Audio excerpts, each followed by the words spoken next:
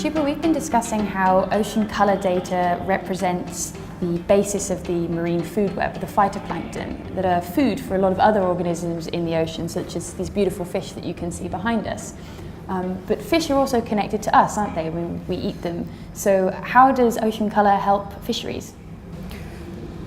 It's interesting that you ask about fisheries. Even though we can't detect the fish directly through ocean colour,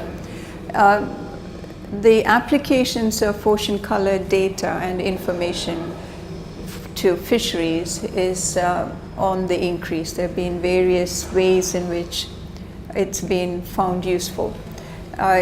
One example is related to how the first stages of fish life, when they are in larval stages, when they're babies and small, when they're tiny larvae, they depend on phytoplankton for their food. So one question that arises for the survival of the larval fish is whether at the right time when they need food, which is phytoplankton, the food are available or not. So there have been studies of the Canadian coast that have been undertaken to look at the variations in the larval survival rate in relation to the timing of phytoplankton blooms. And it's been shown that the timing could have an impact on the survival of larval fish, which will eventually lead to the mature fish that we harvest.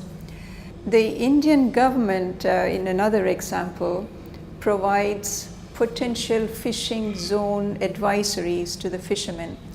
It's a really excellent example where satellite data are used to minimize the search time for the fish and increase the catch per effort so that the fishermen can achieve their targets more efficiently.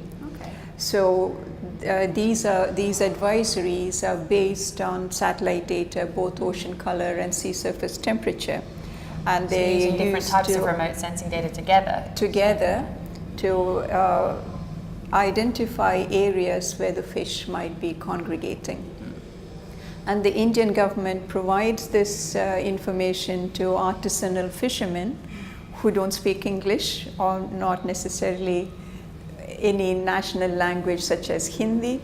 So the information is translated into the local languages, and the fishermen can access that information in the local languages, and they even translate distances and things like that into the units that are used so locally. Not using the scientific notation then. No, the region where I come from, they don't talk in yards or meters. They have something called the muram, which is measured by your distance from your elbow to your fist.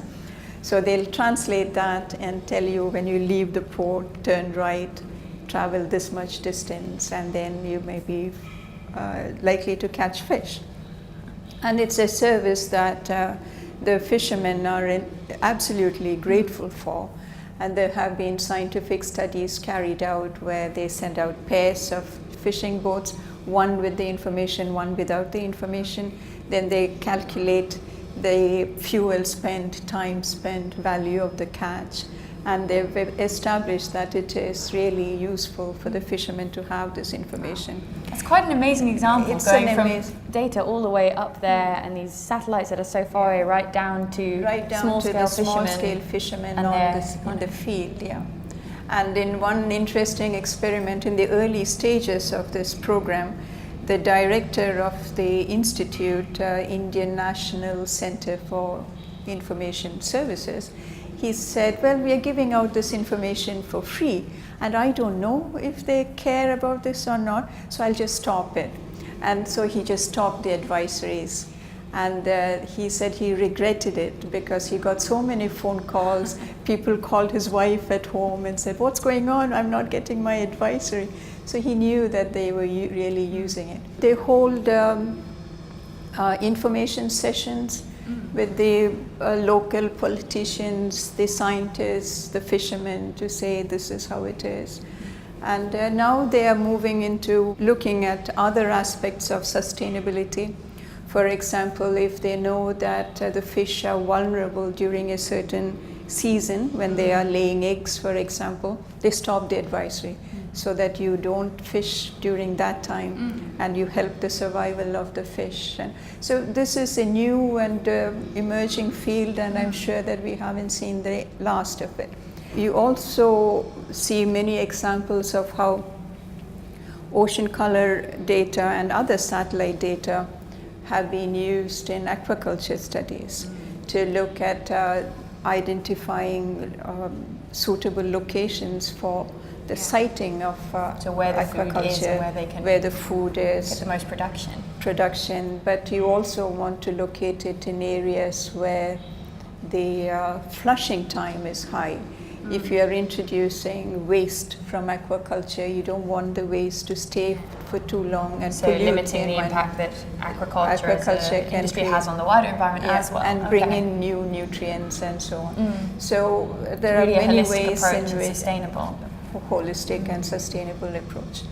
And there is an increasing recognition that if we want sustainable fisheries, then the fisheries have to have an ecosystem basis.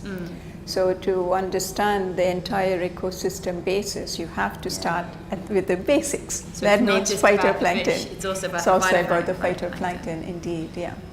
Shiba, you described ocean colour as an integrator, and it's something that can tell us a lot about the wider marine ecosystem, including fisheries. But it's also something that can be useful for us in terms of how we manage those resources, yes?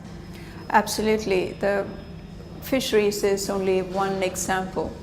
But as I mentioned earlier, remote sensing and ocean color provide the only window into our marine environment at scales that are not accessible to us otherwise. The oceans are vast, they are often inaccessible, and the 2/3 of the earth are covered by the oceans. We live on a water planet. And lots of us are dependent on them, right? And we depend on them in more ways. The international fishing industries, all dependent on them. All depend on them, the transport, traffic on the sea. I gave the example where the Indian government is aiding the artisanal fishermen using satellites about which they may not know very much, but they do know that it's helping them. And I think that this is only a beginning. More and more, as we understand the interconnectedness of the various components of the Earth system and how much we rely on the oceans for our weather, our climate, our food, and how these various components are tied to each other in numerous ways. This appreciation of the value of ocean color and remote sensing is only going to grow. It's just the beginning. We are at the beginning of an exciting time.